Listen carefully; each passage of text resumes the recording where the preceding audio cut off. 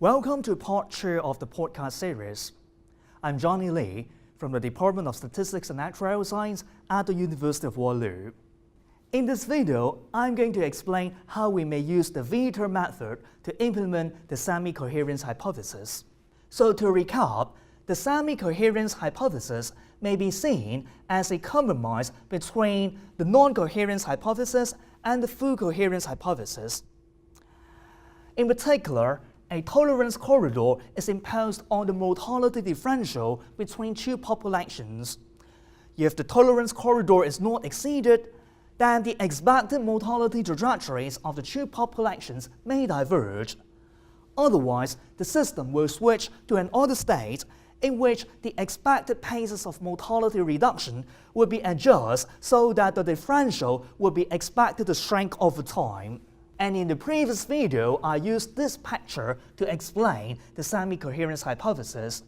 The red dotted lines are the tolerance corridor, so within the tolerance corridor, the mortality differential can go either up or down, but then, if the tolerance corridor is exceeded, mean reversion will kick in, bringing the mortality differential back to the tolerance corridor. Okay, now I'm going to introduce the Vitor process.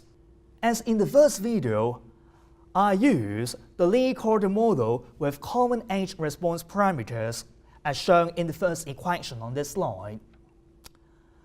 And then I define set T as the vector of the first differences of couple 1 and couple 2. And then I model set T with a three-regime Vitor process. So the Vitor process can be summarized by the set of equations in the middle of the slide. So the Vitor process, as I said, consists of three different regimes. In each regime, set T is governed by a vector autoregression. The change in regime is determined by y, the threshold random variable. If y is less than R1, then the system will remain in state 1. And if y is in between R1 and R2, the system will be in state 2. And if y is greater than R2, the system will be in state 3. R1 and R2 are constants, which we call the threshold parameters. According to how we define the semi-coherence hypothesis, we want the change in regime to be dependent on the gap between the mortality of the two populations. And because of this, I define the threshold random variable by using this equation. In this way, we can view y as the average difference in the general mortality levels between the two populations over a look-back period of 5 years. And given this definition of y, the interval R1 and R2 can be regarded as the tolerance corridor in the semi-coherence hypothesis.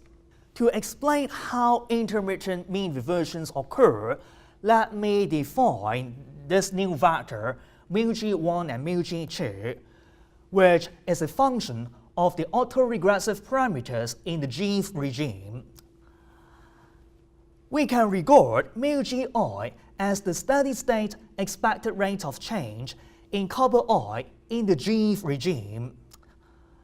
Of course, we expect μgi to be negative for all values of G and I because of the continuous mortality improvements that we observed in the past.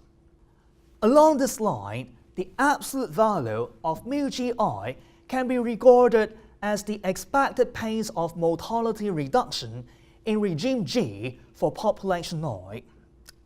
To achieve intermittent mean reversions, we expect these two inequalities to hold.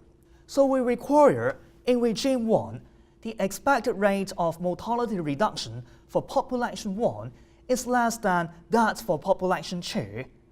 And in regime 3, the expected rate of mortality reduction for population 1 is greater than that for population 2. To see why we need these two inequalities, let us consider as an example regime number 3. In regime 3, we have yt, the threshold random variable, being too large, i.e. copper 1 is way greater than copper 2. So in regime 3, we require copper 1 to reduce at a faster speed than copper 2, so that's why we require the second inequality to hold. As in the first video, I estimate the model to the historical data from the populations of England and Wales and the United States. And on this slide, I show the estimated model parameters.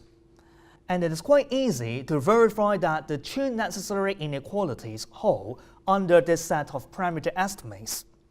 On this slide, I illustrate the property of intermittent mean reversions in the Vita process. So this slide shows the simulated sample paths of copper 1 and copper 2 over time. The picture on the left-hand side is based on the vector autoregression in regime 1. And remember, in regime 1, we have copper 1 minus copper 2 being too small. And we observe that in this regime, the sample paths of copper 1 minus copper 2 tends to go upwards, thereby achieving intermittent mean reversion. And we see that the opposite is true in regime 3 when copper 1 minus copper 2 is too large. So what I'm going to do next is to compare the Vita process against all the modeling options. Now, all candidate models are built on exactly the same base model structure, the Lee corridor model, with identical age response parameters for both populations. So the first model is model NC, a non-coherent model that is built by modeling copper 1 and copper 2 by two independent random walks with different drift terms. The second model is model SC, a semi-coherent model which is built by modeling copper 1 and copper 2 jointly using a Vita process, i.e. the proposed approach. The third model is model FCA, which is a fully coherent model. This model is the true population Lee corridor model that was proposed by Andrew Collins and his co-authors in 2011, and I mentioned this particular modeling approach in video 1 of this podcast series. The final model is model FCB, which is also a fully coherent model, and in this model, copper 1 and copper 2 are modeled jointly by a special VECM process that is configured to ensure full coherence. So let us take a look at their goodness of fit. I compare their goodness of fit by using the CAE information criterion, or AIC in short. So based on the definition of the AIC we used, a smaller value of AIC indicates a better goodness of fit. And we see that model SC, i.e. the proposed Vita process, performs significantly better than the other modeling options. Next, let us take a look at the resulting forecast produced by different modeling options. These slides show the projected mortality differential between the two populations at age 75 in log scale, generated by model NC, model SC, and then model FCA and model FCB. First of all, let us take a look at the bottom two panels, the forecast produced by the fully coherent models. Now we see that because mean reversion always exists, there is always a string that brings the mortality differential towards the long-term equilibrium, so that we see that mean reversion occurs immediately at the forecast origin. And because of this, there is a sharp turn at the forecast origin, which, as I mentioned earlier, is quite difficult to explain. The green areas in these two panels represent the range of plausible outcomes. We see that one common problem to these two models is that it provides hardly any provision for the possibility that the recently observed downward trend to continue for some time periods. Alright, So now let us move on to the upper left panel, which is generated by using the non-coherence model. As expected, because there is no string that ties the two populations together, the mortality differential diverges indefinitely. And we also see that the green threshold is very large and it does not seem to commensurate with the uncertainty that we observed in the past. Okay, finally, the upper right panel, generated by model SC. Now we observe that there is some sort of mean reversion, but the progression to the long-term equilibrium is much gentler, and the sharp turn at the forecast origin is no longer there. We also see that the level of uncertainty implied by the SC model is more reasonable, and there is also some provision for the possibility that the recently observed downward trend to go on for some time. In the last part of this video, I'm going to study the impact of the choice of the coherence hypothesis on pricing mortality-linked securities. The illustrative security that I'm going to consider is quite similar to the Quartus deal that was launched by Swiss Reinsurance in 2011. It's a 10-year bond that is sold at par. It pays quarterly coupons at the 3-month LIBOR rate plus a spread. The principal is not guaranteed. In particular, it is linked to the Survival Rate Divergence Index, or SRDI, which is defined by this formula.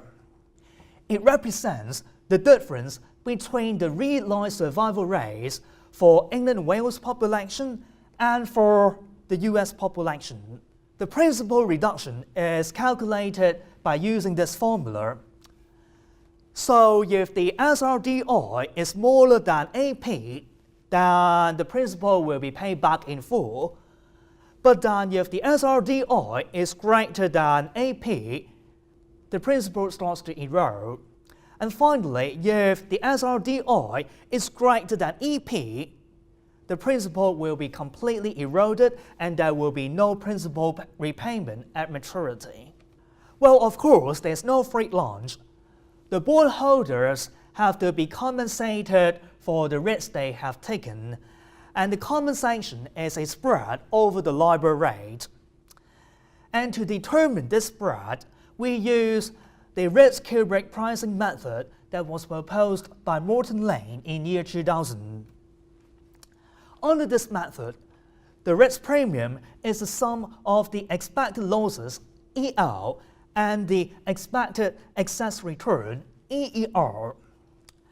And the EER is assumed to follow this log linear relationship, with PFR the probability of first loss and CEL the conditional expected loss.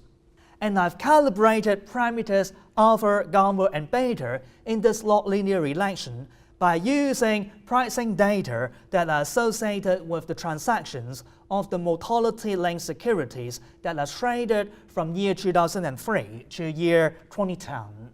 The pricing results are shown on this slide.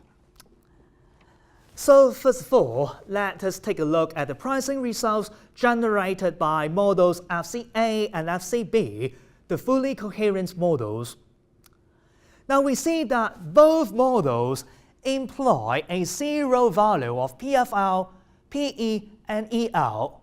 So what this means is that under these models, the projected value of the SRDI never reach the attachment point, AP, so that the bond appears to be risk-free. Let us take a look at the results produced by models NC and SC. For these models, the values of PFL, PE, and EL are non-zero, so they imply a positive premium spread. But the values of the spread produced by these two models are different substantially.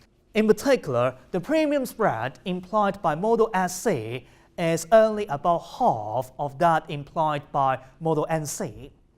So in this simple example, we can see that hypothesis risk is significant. if we assume a particular hypothesis, but that particular hypothesis turns out to be incorrect, then we may substantially over or underestimate the price of a mortality-linked security. So it's time to conclude this podcast series. In this podcast series, I defined a new concept called semi-coherence. It can be seen as a compromise between the two extremes, full coherence and non-coherence. And I have explained how the concept of semi-coherence can be implemented with the Vita process. And finally, through a simple pricing example, I studied the impact of hypothesis risk, and we have already seen that the impact of hypothesis risk can be very significant. So that is the end of this podcast series. Thanks for watching.